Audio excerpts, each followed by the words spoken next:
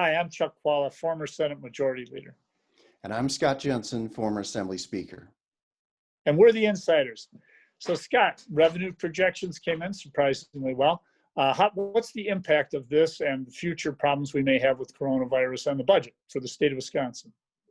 Well, I think everybody should be happy that the revenue numbers came in pretty well. While some industries in the state, the hospitality and entertainment industries have been hit hard, others have been booming, like manufacturing and home construction and remodeling. So things seem to have balanced out all right. I think the other thing that has made the numbers good there is that is the Republican legislative management of the state's finances. We've had a situation where they turned in a budget that produced a surplus. We've also got the largest rainy day fund in the history of the state. Both of those, that surplus and that huge rainy day fund, are going to help us in the next budget.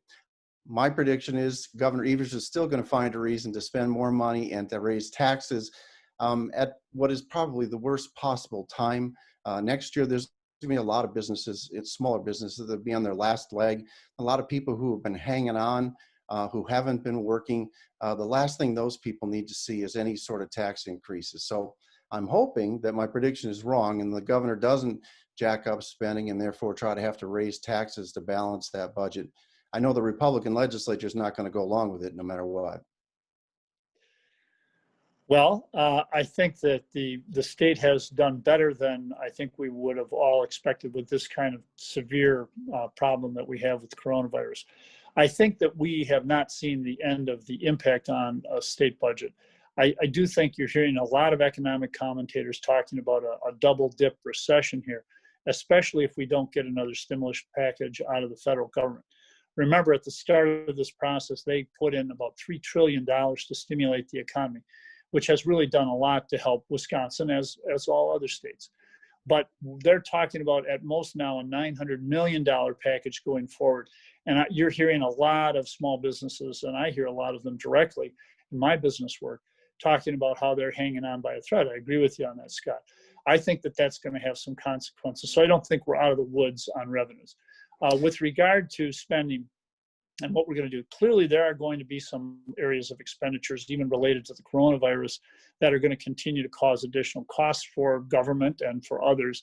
I also think that there are going to be healthcare implications, as there have been already for this.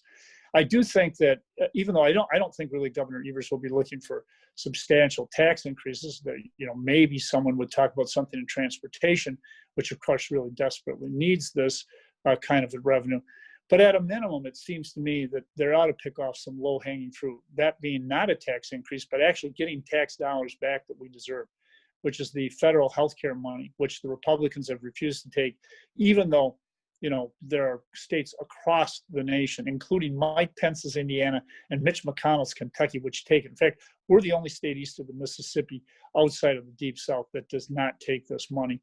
I think you'll see that, and I think something like that really should and needs to be done in order to plug what will be some holes, and to also make sure that we make the investments that where we need to make them in education, whether it's the university or K-12 education. Well, we'll get one final look at the receipts somewhere late in January. We'll see how well we did through the Christmas season. And then the governor will put forward a budget on February 16th. Those are the dates for people to be looking to see what the impact of all this is going to be. We'll see you next week. See you next week.